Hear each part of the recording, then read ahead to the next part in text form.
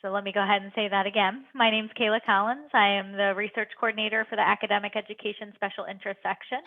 And this is our first in a series called the Research Network series. And we're really excited to have Dr. Lennon Graggio here to present on moving a research agenda forward. And very excited for this first network series event, and so glad to have so many people on with us today. I want to give you a brief overview of the format before we get started, and I'm going to put into the chat bar, and you'll be able to, I'll put it in a couple times, but there's a little link to a Google Forms in the chat bar that at some point, if you could go in and share, it just asks for your name, contact information, research interests, where you are in the research process. I'd like to collect a spreadsheet that we can share out with everybody who's joined and continues to join the network series to try and really find peers of who have similar interests and start to gain some camaraderie as we progress in our research agendas. And hopefully I can see just from the screen, we have everybody from novice researchers to very experienced researchers on this call. And so we're excited for that mentorship and peer collaboration. In addition to this, so for Dr. Graggio is going to speak for about 30 minutes on his topic. Please feel free to type questions or comments into the chat bar, and I will be trying to field as many questions as possible. I'm going to collect some of the more frequently asked questions or some of the questions that seem like they'll generate a lot of interest for people and pose those to Dr. Graggio during the second part of this, which will be another 15 minutes of Q&A. And then the last 15 minutes of the session, I have breakout rooms set up. So you'll be able to join one of the pre-established breakout rooms of your choice, either new to research, actively researching, let's share, or experienced researcher, or you can just stay in this general room and it'll be a chance for you to collaborate with other peers, get to know each other, share your information, research interests, anything that you would like to kind of connect with other people on. And hopefully we can make some connections here that help you in the near future. And then we'll also be doing another event in November and hopefully once a month through the rest for about a year until next October. All right, so I'm going to go ahead and turn it over to Dr. Graggio. Hi, thank you, Kayla, and welcome everyone. Just a quick house rule. If you'd love to turn on your videos, I'd love to see your faces as I scroll through from time to time during the lecture. That will be lovely. But just keep your audios, your microphones on mute, please, so we minimize any extraneous noise. It is a pleasure for me to start this Expert Research Network series, which is a great initiative by the Academic Education Special Interest section, a special interest section that's really near and dear to my heart. My name is Lennon Graggio. I am the director of the Post-Professional Doctor of Occupational Therapy program and assistant professor of rehabilitation and regenerative medicine at Columbia University in the city of New York. Today, I would love to have a conversation and a discussion with you about some personal and best practice experiences and tips on how to move your research agenda forward.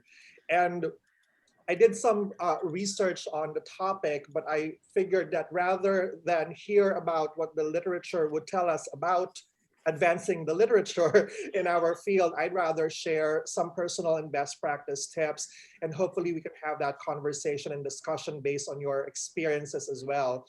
I know Kayla has mentioned that tonight's session with over 44 participants, we have a combination of doctoral students. Some of my students are here, I believe, novice researchers and seasoned researchers as well. And I hope that some of the tips that I'll be sharing with you today will resonate with you in terms of wherever you are in your pursuit of your research agenda.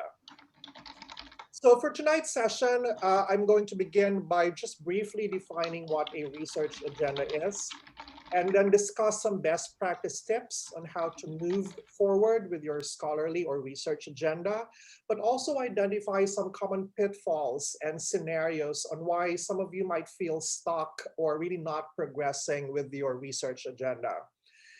Full disclosure, this year marks my 5th year post-graduation for my PhD program. And so I'm going to be sharing with you some of my experiences and some of the knowledge I've gathered from the body of work that I've started accumulating from around the time I was still doing my PhD program up to today, which again, like I said, has been 5 years graduation from my PhD program. And I hope for many of you who are novice researchers or doctoral students might find it helpful to realize that, we all start somewhere, and there are great ways in which we can move forward with our research or scholarship agenda. So let me begin with a simple definition of what is a research agenda. In essence, it is a plan and a focus on issues and ideas in any subset of your field. I'd like to think about a research agenda as a living and breathing plan on your scholarly trajectory. We got to start somewhere. And I like to think about it as something that is not set in stone. So rather than a linear path or a one street major highway, I like to think about it as multiple rabbit holes that we will start chasing or pursuing. And hopefully some of those pathways or rabbit holes converge somewhere to accumulate a series of strategic paths to get to a particular destination. So really it is a plan and a focus, but again, it's not set in stone, and it is a living and breathing document that gets modified as you move along in anywhere you are in your trajectory as a scientist or as a researcher. I want to start sharing with you now some best practice tips. And the most important one that I'd like to start with is what I call find your own nexus. And I'll explain later on what I mean by that. So for many of you, your dissertation in your research doctorate, or your capstone in your clinical doctorate, or your master's thesis in your master's program is only a start, but it can be a really great start. So my first tip there is to use your research study in your dissertation, your capstone, or your master's thesis as a guiding framework to either as a mechanism to expand your research agenda or as a starting point to diversify your research agenda.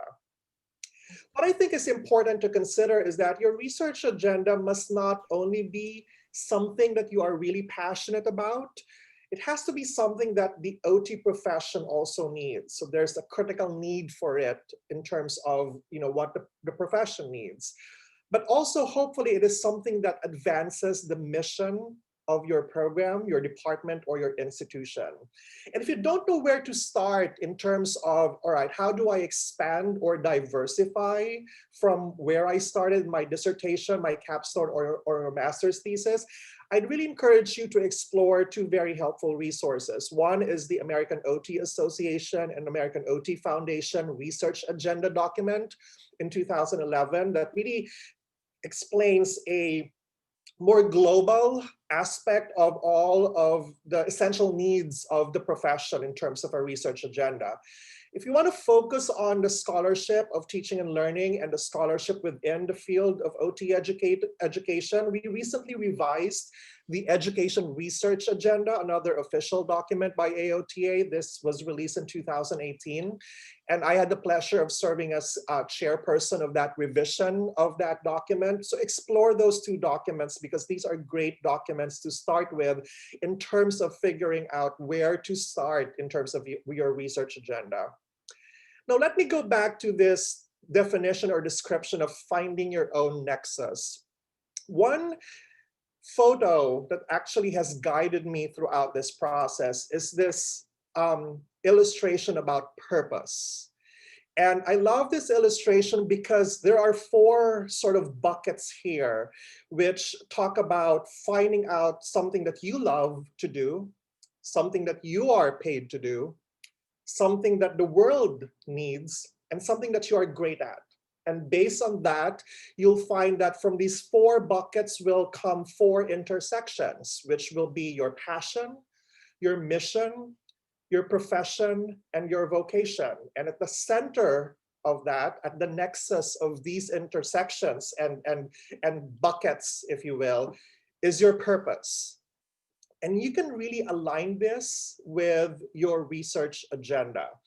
Now, I'm not suggesting that you have 4 buckets here as indicated in this sort of Venn diagram. You can start with 1 or 2 of these buckets, look at the intersection of those 2 buckets, and that can be a starting point for your research agenda. And I'd like to illustrate this a little bit more in detail in terms of my personal experience finding my own nexus. Where does my research agenda lie in terms of finding also my professional purpose? So as a backstory, my PhD in occupational therapy, my work in my research doctorate really focused on identifying the role of occupational therapy for children with literacy challenges, particularly those with specific learning disabilities and reading difficulties. So as part of my dissertation pilot study, I developed an intervention program, which I called the OPARI, the Occupation and Participation Approach to Reading Intervention. And I started with a theory-guided intervention and used a small cohort intervention study, small group of 5 children. And from there, the data from that pilot study became the impetus for me developing an assessment tool called the Inventory of Reading Occupations, which I validated using an advanced model of measurement called the RASH model. And that became my dissertation. I administered a tool to 190 children from 1st to 3rd grade and validated that assessment tool, which is now available via public domain. So if you could look at these seeds where I started my research agenda, it really is at that intersection of first theory-guided practice or theory use, evidence-based practice or determining the effectiveness of a clinical intervention, and assessment instrument and validation. And so those were my first 3 buckets for what became my research agenda. And going back to that illustration, I started with my interest in occupational therapy theory, particularly the use of the occupational adaptation model. I am very passionate about effectiveness of clinical interventions or evidence-based practice. And then I started realizing that I have this skill in instrument development and advanced statistics called the RASH model. And on the side, because I'm primarily at that time an educator, teaching was my primary academic role, I also started developing a small agenda on the scholarship of teaching and learning. But going back to that purpose figure that I showed earlier on, I started looking at the intersection of what I love, what the profession needs, what I am paid to do, and something that I think I'm really good at. And from those 4 buckets, I started looking at what can be my research trajectory, looking at the intersections of these. So when I started looking at the intersection between theory and instrument development, a lot of the research I'm doing now and a lot of the research I'm mentoring or guiding my students, that I'm guiding my doctoral students, are to develop and to test and validate theory-guided assessment tools. Very important for me as well is to promote and advance evidence-based practice. So I am testing the effectiveness of theory-guided interventions, particularly clinical interventions that advance the role of OT for literacy. I've started that with children, and I've also done a non-randomized controlled trial with adults who have been previously homeless. I also looked at, well, if I am doing a lot of teaching, and I'm still doing some teaching right now, then for me to be able to measure the effectiveness of my teaching strategies, it's important for me as well to develop and validate education-related tools, which is now the intersection of my scholarship of teaching and my passion and skill for instrument development. And then based on my collaborations with different universities and collaborations internationally, particularly in the Philippines, it was very important for me as well to measure the effectiveness of different pedagogies or mechanisms by which we deliver instruction and see whether those active or essential elements in teaching really work and impact student outcomes. from that intersection, that became my primary research agenda. So like I said, it doesn't have to be 4 buckets. It doesn't have to be these 4 circles. You can choose 1 or 2 of them and look at the intersection of those and make that the start of your primary research agenda. My next step is when you found your nexus and when you found the intersection of what you want to do, what you're good at, what you love doing, what you're paid to do, or what the profession needs. The next thing that I want to highlight is a tip that one of my mentors from Texas Women's University, Dr. Sally Schultz, told us at the beginning of our PhD program.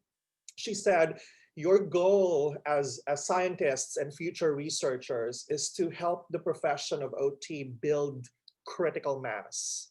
And what do I mean by that? I like going around poster presentations. You remember poster presentations when those were still an in-person thing from last year.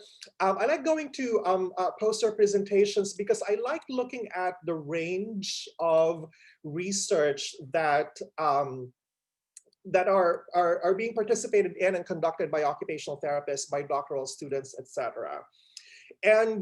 And you will see that there's a lot of really great, fun, exciting research that's happening out there. Fortunately, that's good because that builds evidence in occupational therapy.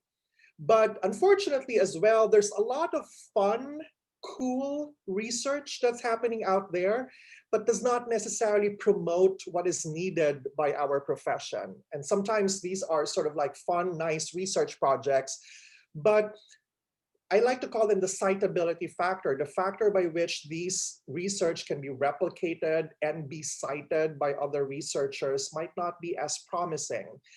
It's because sometimes a lot of the research we see out there are research that may not necessarily build critical mass.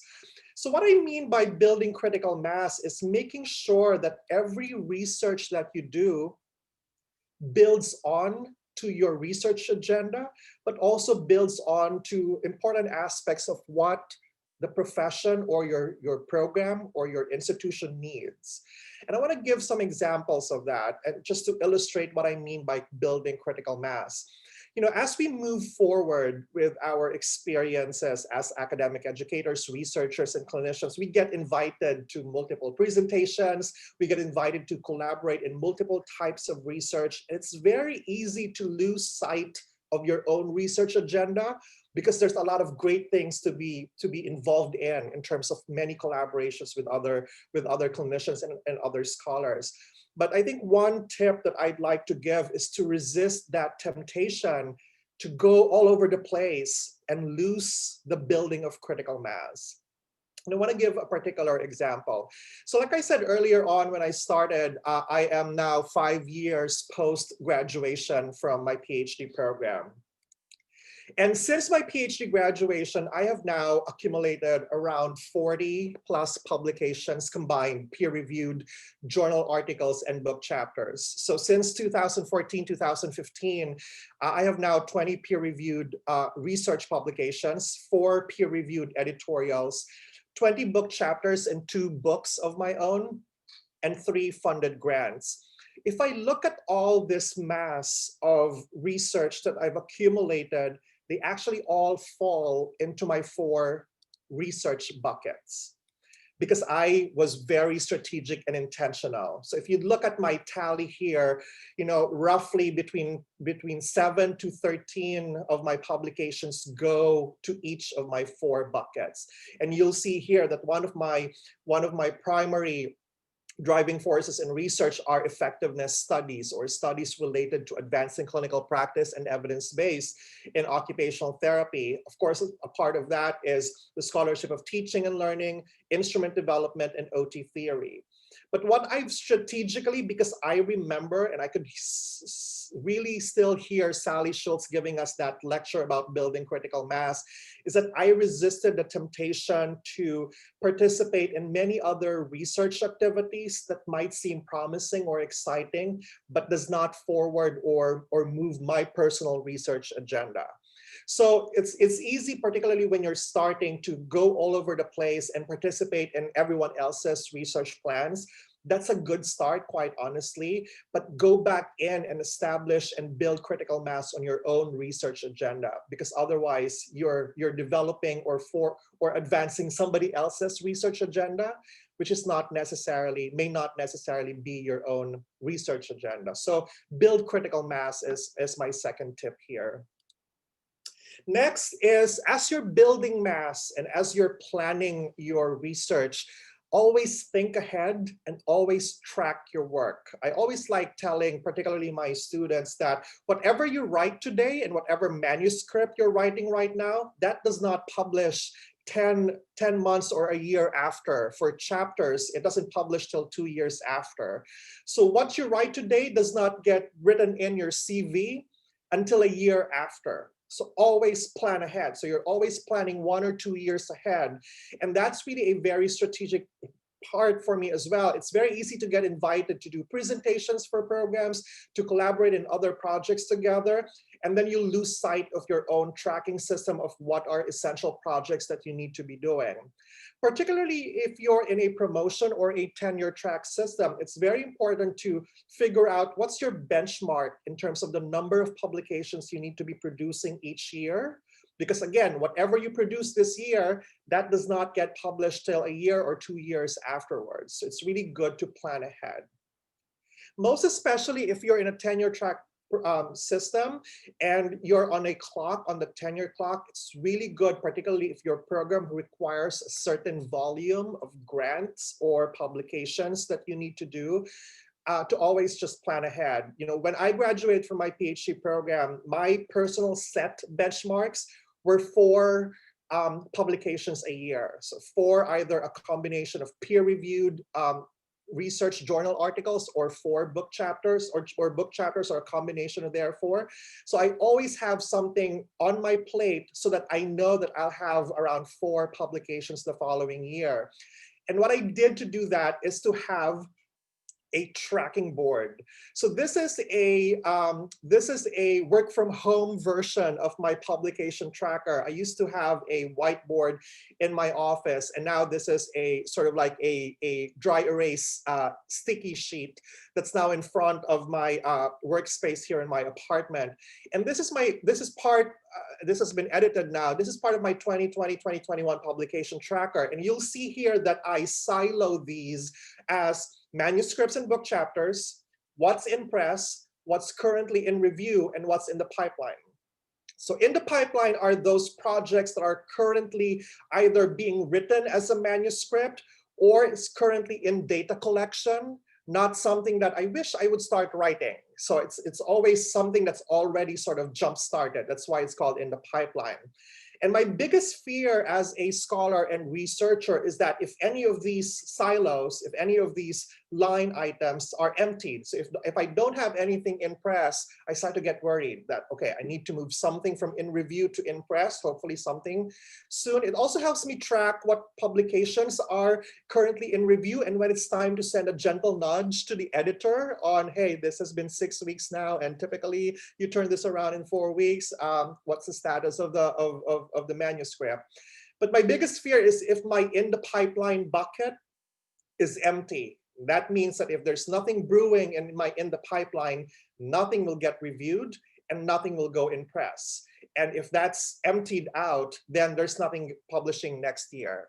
So it's very important to plan ahead 1 or 2 years ahead in terms of your publications to advance your scholarly agenda. And again, most especially if you're on a tenure stream in your institution. Next, always advance your research skill set. So I know some of you, particularly those who might have just recently graduated from your doctoral programs, be it the clinical program or your research doctoral programs, that, okay, I'm done taking research courses for now. Oh, that statistics course, that logistic regression course is a nightmare. I will not subject myself through that again. But let me tell you that for you to advance your research skills and your scholarly agenda, you'll have to keep on advancing your research skill sets as well. So devote your professional development funds. Don't just use them for fun conferences or great conferences. Make sure to devote some of your professional development funds for training programs or certification programs that will advance your research skills and advanced certifications on a clinical skill or a clinical protocol that's related to your research agenda. So some suggestions I'll include here are, for example, training on mixed methods research. If you're not a strong quantitative researcher, this might be a good time to brush up on your statistical skills. If you're not a strong qualitative researcher, this might be a good time to learn to do qualitative research or software related to quantitative or qualitative research. So I've been 5 years out of graduation now. I'm currently back in school, quite honestly. I'm currently doing a advanced graduate certificate program with UIC, the University of Illinois, Chicago, and I'm currently doing advanced statistical training on the RASH methods. It's a 12-credit, 3-semester program. I'm in semester 2 of the 3-semester program. I thought that I've forgotten and pushed aside my algebra and calculus skills back in college and graduate school, but I'm here manually computing rash statistics using algebraic expressions. It's actually quite exciting and fun realizing that, okay, something is gonna come out of this and hopefully it goes back to my research skills. But again, the bottom line here is advance your research skills and devote professional development time and funds for advancing your research skills. Next, do not underestimate the power of networking. And I really love poster presentations for this purpose. So for me, poster presentations are the best venue to hunt for collaborations. It's not just the best venue to find other academic jobs or other projects. It's really also a great tool not only to disseminate your work, but also a marketing tool for your work and for your research agenda. I can tell you the number of projects that I've been sort of involved in and been invited into collaborations because somebody attended my poster session or because I attended their poster session. So use those sessions as great tools for marketing your research and also seeking collaborations. Also, harness the greatness within your departments and universities. So at Columbia University, I am very, very fortunate to be working with such prolific scholars, people who are always publishing research and textbooks. And what we do is that if there's a new textbook or a new edition of a textbook being written up, we always look to each other as co-authors or collaborators in some of those chapters as well. And we make sure to invite other people within our networks to collaborate with us in projects. So harness the greatness within your departments and universities. Also, one important lesson that I learned as I started my journey as an academic educator and researcher here in the United States is that scholars and educators, particularly in the OT profession, are very, very generous people. They're very generous with their time, and they're very kind and willing to collaborate and offer assistance if you ask them. I remember my very first textbook back in 2016 when we just got the contract, and there was one chapter, potentially 2 chapters, that when my co-author and co-editor and I were brainstorming, we figured that the perfect person to write that chapter is Winnie Dunn. But we were nobodies. We don't have so many publications under our belt at that time. We were nobodies in the profession. So we said, I don't think we need, and we didn't have a budget. Our publisher didn't give us a huge budget for the chapters. And we were nervous that, well, I don't know if Winnie Dunn will be willing to write a chapter for us. But I emailed, and it's the worst that we can get is for her to say no, because we know that she's a superstar and very busy. But immediately she said, oh, I'd love to do that. Can I have help for my doctoral students and for my faculty trainees as well? And we said, absolutely. And we ended up having 2 of the chapters written and co-written by Winnie Dunn in that textbook. So really ask and you shall receive. However, also give back. So as you get help from many of the great scholars in the profession, Give back as well to many starting scholars in the profession. Again, do not underestimate the power of networking. This is more particular about your writing rhythm. And I'm going to tell you about this a little bit more when I talk about the pitfalls as well. Schedule your writing sessions as if they were meetings in your calendar. So dedicate a writing day or a writing hour in your calendar and block them as if they're important meetings. Do not cancel those writing schedules. Do not reschedule them during those blocked hours. Dedicate time to write. It might be editing, it might be ruminating about writing, it might be thinking about writing, but as long as it's related to your writing and you're not doing other things, then that's progress. So it might be doing research, it might be annotating your bibliography, it might be cleaning up your reference list, whatever that is. During those blocked scheduled writing times, dedicate time to write. Next, not only should you harness the power of your networking, but harness the power of doctoral students as well. Mentoring doctoral students and strategically choosing the doctoral students that you work with can exponentially advance your research agenda. I like to shift the way I view my doctoral students in terms of the research projects that they do.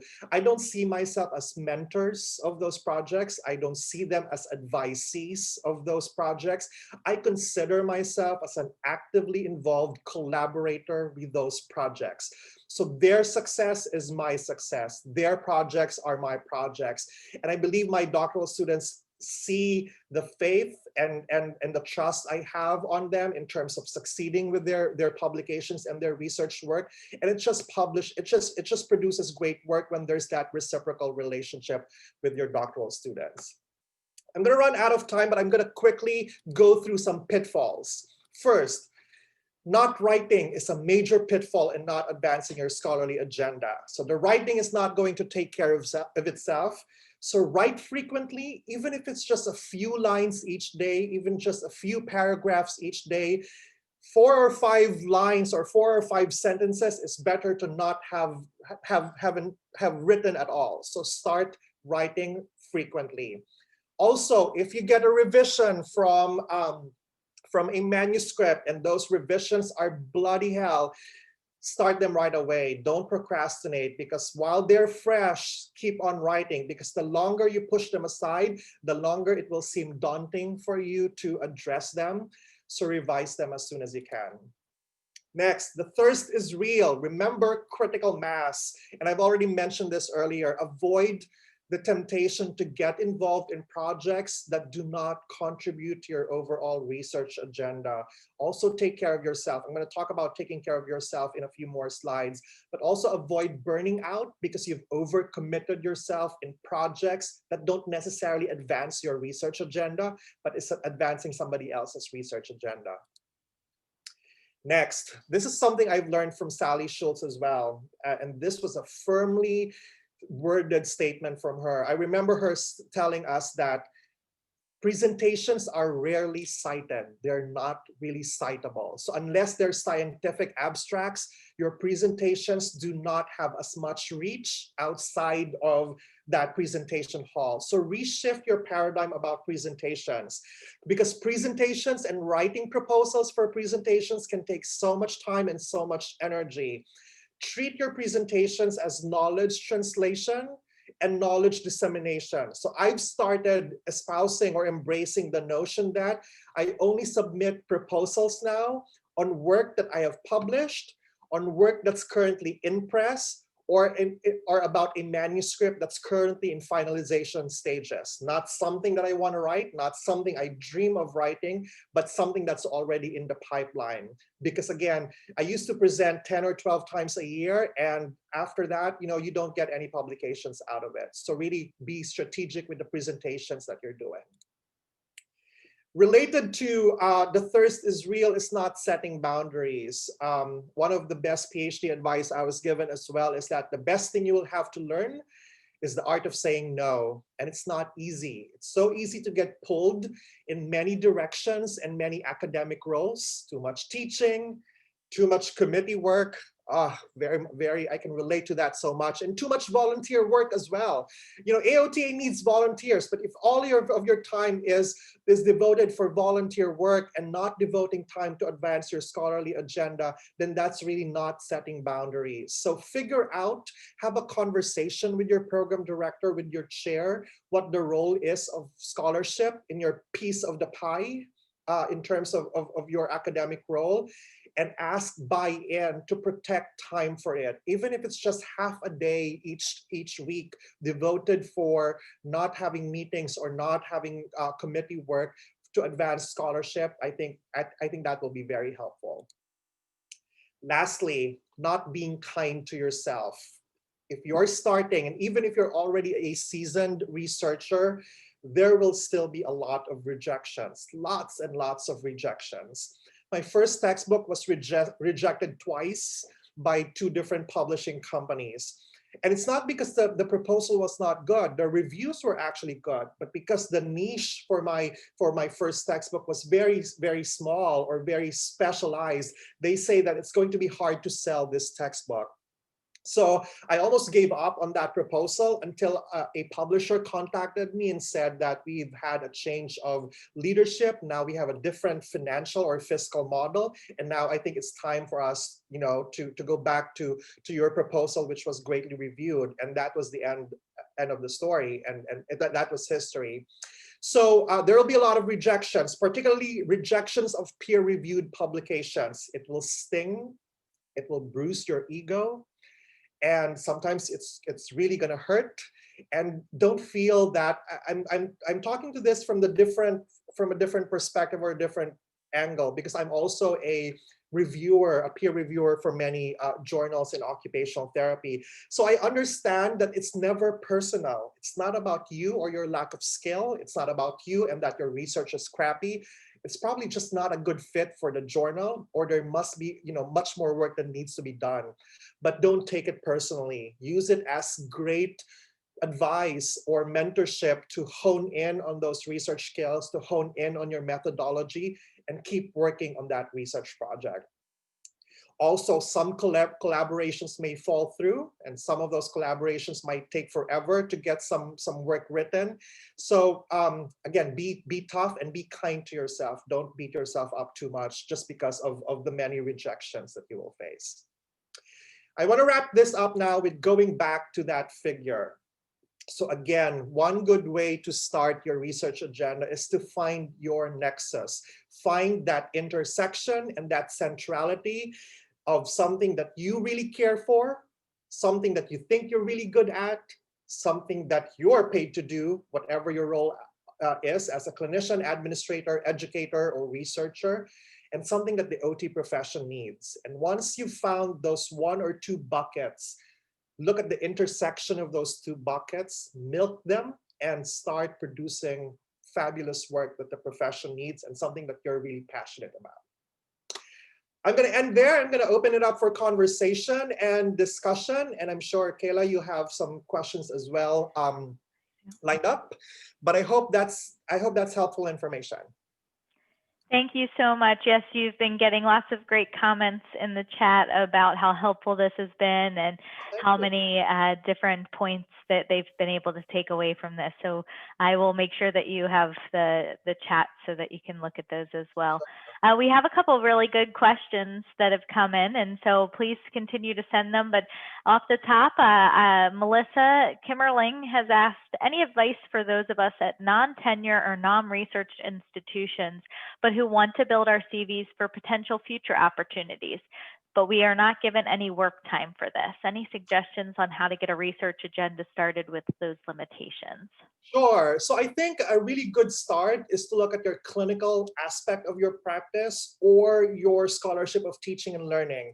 And actually, that's one of those few small buckets that I started doing research with even before I finished my PhD program, because we're all teaching anyways. And particularly if you're in a non-tenure faculty position where you have, I don't know, 12 or 18 credits of teaching a year, you can start by developing a quick qualitative survey about a teaching innovation or a method by which you're developing or teaching a particular course, have a pre-test, post-test questionnaire with your students, even just their experiences about this new innovation, this new technology, or this new method of teaching. And that's a good start. We now have a dedicated journal for OT education, which is JOTE, the Journal of OT Education, which is now a good venue to publish some of those research. So if you're on in a clinical faculty or a non-tenure track and with heavy teaching, start with doing some scholarship of teaching and learning, and start even with some qualitative studies about the experiences of your students in the program. And I think that's a really good start as a research agenda that you can sort of sprout and continue developing as you move along. I hope that's helpful. Thank you.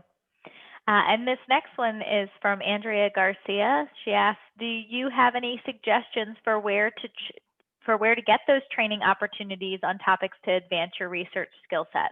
Are there certain providers or continuing education opportunities that you know of that you could recommend? Absolutely. So one of the, particularly for quantitative research, one of the really great institution that I found is called the Institution for Educational Statistics. In short, it's statistics.com. So if you go to statistics.com, that's where I took my very first Roche methods. They do all kinds of statistics, basic statistics, advanced statistics, logistic regression. So if you want to brush up on some of your statistical methods, quantitative research, that's a good site to go to. Really great program. It's usually 4 weeks long. It's very asynchronous and self-paced program, and there are assignments and homework to go with that. But if you go to statistics.com, but really just looking at, first looking at what kind of research skills do you want to develop? Are you looking into mixed methods research, qualitative research, and quantitative research? And just a simple Google of training programs. Of course, you'll want to look for quality and reviews from participants, but there's really a lot of opportunities there. AERA, and some educational psychology programs will have training programs on statistical or research methods courses. I'm sure some of you have completed some of those. If you'd like to send some of your links up here as well, that will be helpful. But start with networking or a simple Google search of different statistical or research methodology training programs, and so see what fits your schedule, what fits your budget, and what fits your particular needs for advanced research skills and training programs.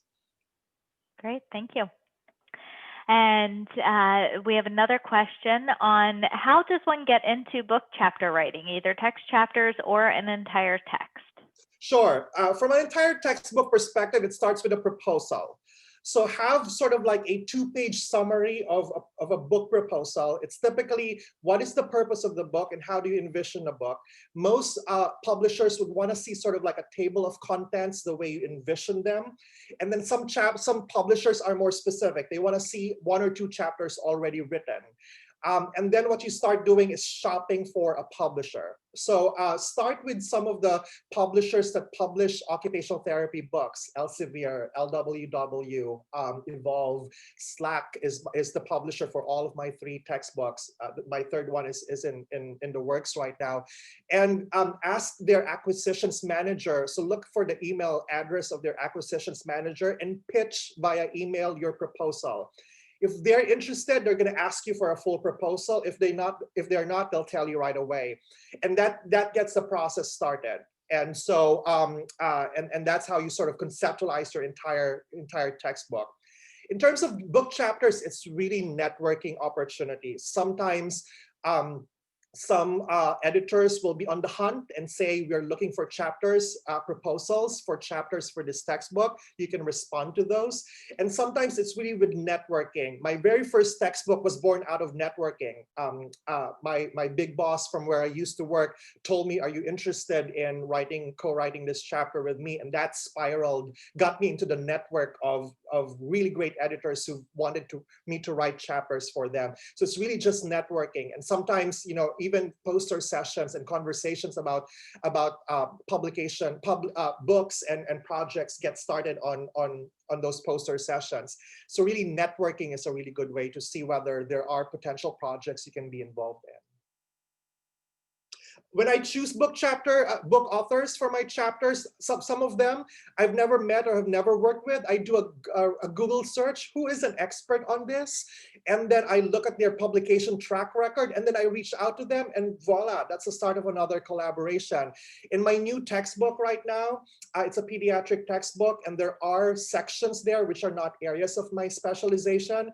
I have a chapter on children who identify as LGBT. I have children who identify as who have adverse traumatic experiences. And for some of those, I don't have a particular expert I know of. I do a search on AJOT and authors, and then voila, and I realize, oh, I know this person, and I think this is a good person to write, and just invite that person. So really, it's sort of like a rolling over of your research agenda. The more you publish, the more people get to know what your work is, and the more you get invited to some of those collaborations. Thank you again. I would also add in there just a tip from my own experience would be to reach out to some of the publishers and see if there's opportunities for you to review manuscripts. I've been able to review some manuscripts, and that's really helped to see some perspective on the process from behind the scenes and how to get started in that. So you can reach out, and oftentimes they'll pay for reviews as well. So absolutely, yeah. Either you get a gift card or you get an honorarium for doing a review. Yeah. So and sometimes they will be called for reviews for books as well. That will be a great opportunity too. Great. And one last question we have is, it looks like your 4 buckets were nice and overall broad. One question would be, what would you advise someone whose buckets are maybe too specific? Would you make sure that those starting buckets aren't going too specific? Is it better to be a little bit more broad when you start out? Either way works, as long as you write towards that bucket or fill in critical mass towards that bucket, that's good. Sometimes it's good to start broad and have more sort of refining research within that bucket. Or if you're starting very specific, publish 1 or 2 or 3 publications based on that very narrow and specific range, then go broader. So for example, in my literacy intervention, I started with children with specific learning disabilities. From there, I jumped now to adults who've been homeless. And now we have, I have doctoral students who are expanding that to different populations, children with autism, children in underserved populations. So it's the opposite method, where I started really narrow and then started broadening it to different populations.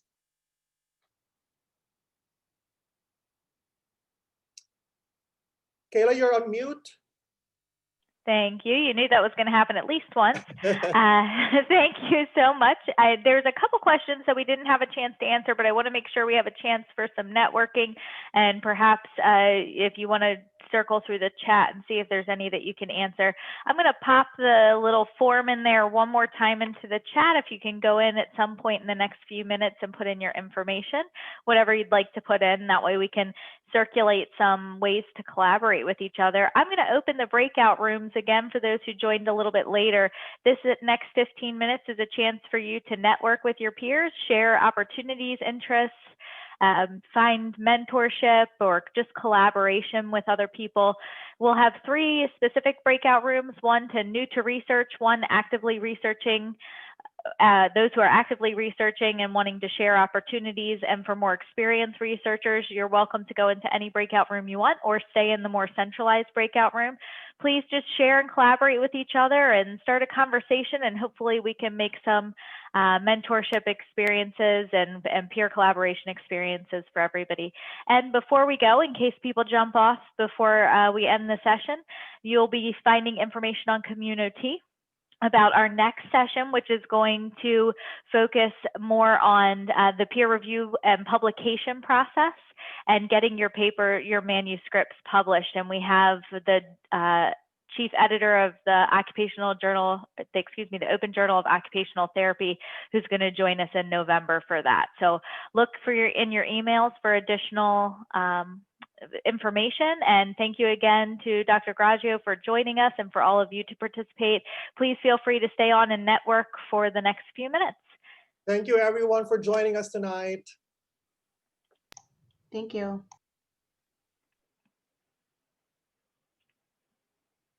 So you should see breakout rooms in progress pop up, and you are welcome to join any breakout room. If you don't see it pop up, you can go down to the breakout rooms and select the one that you're interested in.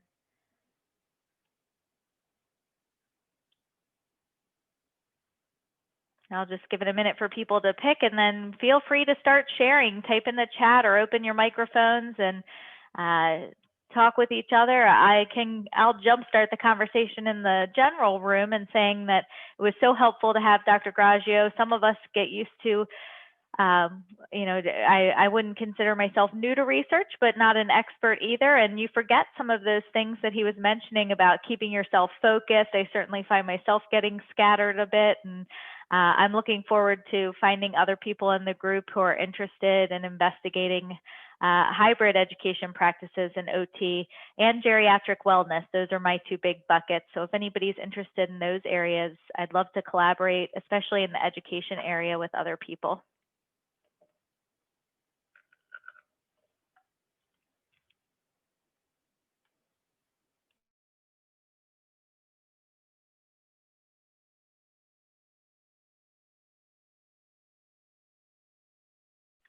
Anybody else in the midst of researching? Has anybody got a current research project going or working on a textbook chapter?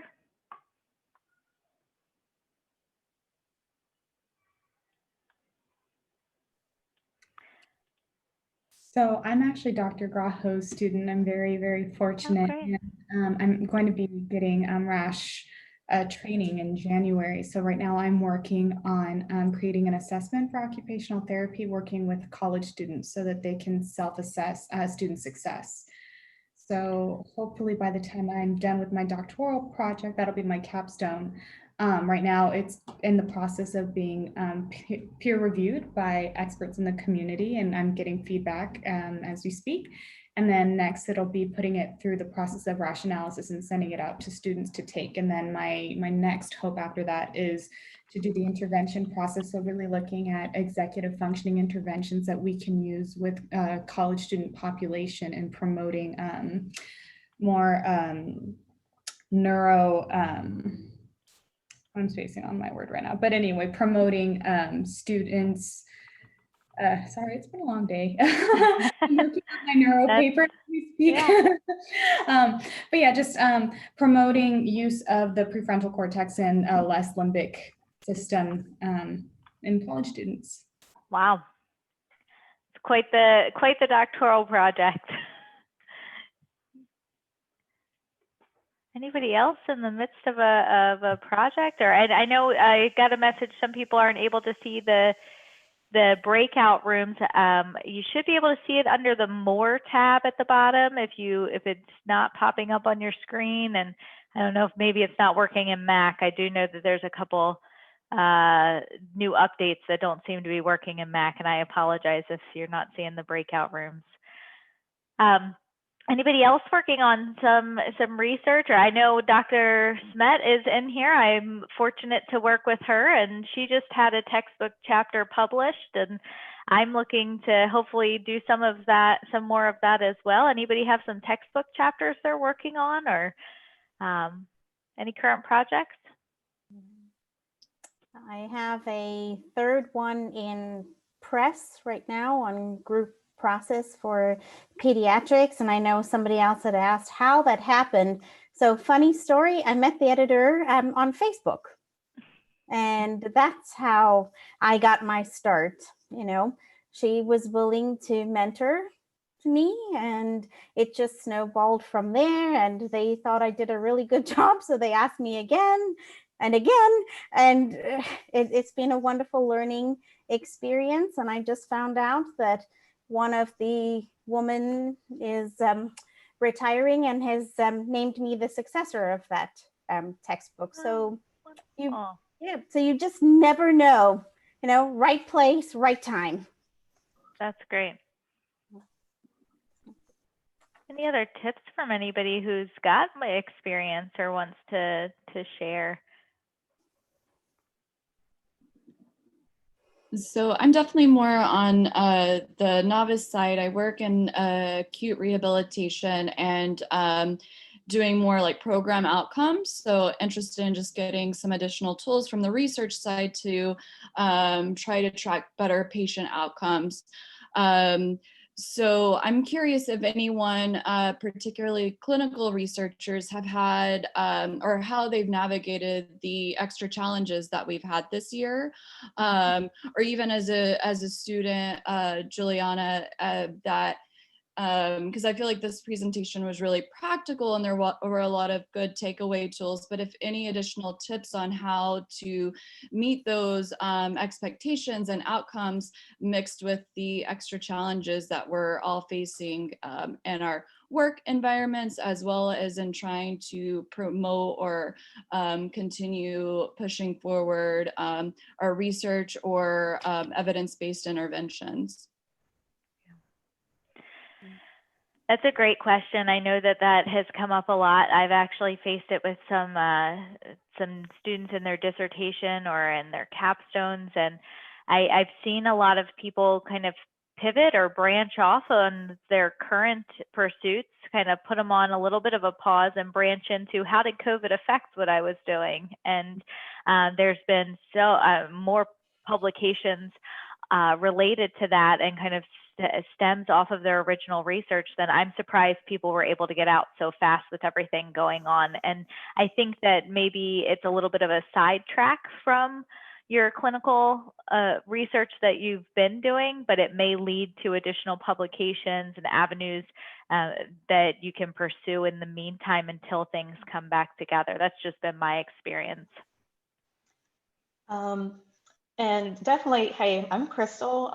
When I was actually in the midst of my doctorate, I ended up getting an OTD, and something similar happened because, of course, living on any type of coast and during hurricane season and everything like that, actually, this time it was more of snow, and within the school system, it pretty much shut things down. And so I had to turn my research more along from going from more just like pure like qualitative to now mainly having to focus on case study because of the numbers that decreased and the number of like weeks that we were able to obtain data. So I did have the privilege of getting mentored by Dr. Greho as well during that time. He was very just wonderful. So I was very happy to see that you went ahead and asked for him to give that expertise. It's very good to network. One suggestion I would say is when that does happen, and especially if you are working with individuals and having difficulty retrieving the data, what I thought about doing in the midst of guidance, if anyone has any tips of how to go about doing that, really helpful. What I'm telling my doctoral students right now is we need to start shifting all of your research projects to COVID-proof projects, and that means that if we need human subjects as part of our studies, they have to be delivered via telehealth. So figure out a study that can be conducted via telehealth. So that's my very first tip there.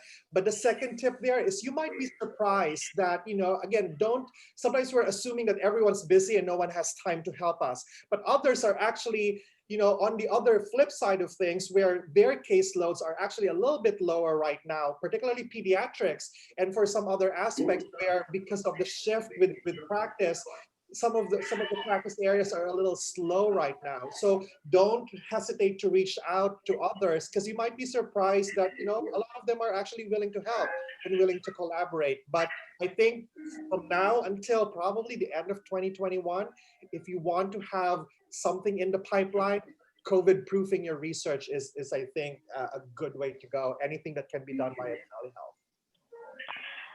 Thank you. I'm so glad I popped over just at that moment, because I just joined from the general room, and that was the exact same question they were asking in there. It was the same conversation about how to COVID proof your research. So I'm going to pop back over there and let them know your suggestions as well. I just wanted to stop it and make sure everybody was doing okay. Thank you again, everybody, for joining. And then I was going to go back to what I was telling Danielle and Andrea earlier on, is that. So that's kind of what I'm looking for, is that do people already have models for that sort of work in that direction? But this is my area that I've really been looking at and really working on a lot. And I honestly think part of I'm in an MS program. They purposely come to us because we are the only MS program in 4 states that don't require a thesis to graduate. Where are you located? I'm in La Crosse.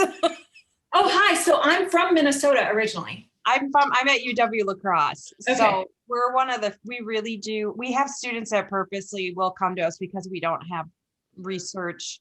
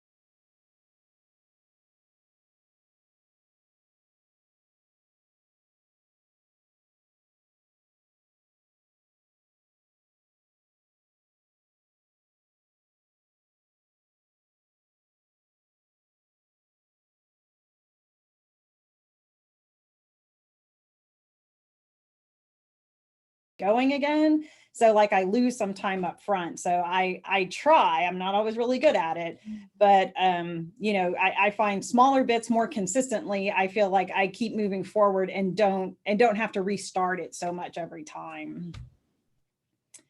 Yeah, I think that makes a lot of sense.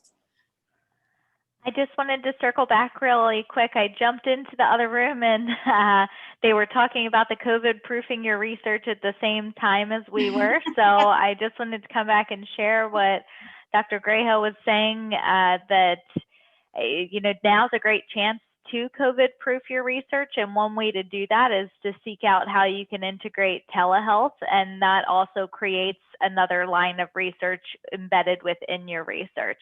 And if there are ways that you can do that, and to not assume that you can't figure out how to make it work. Sometimes there's people even who have more time now, even though we're all a little scattered.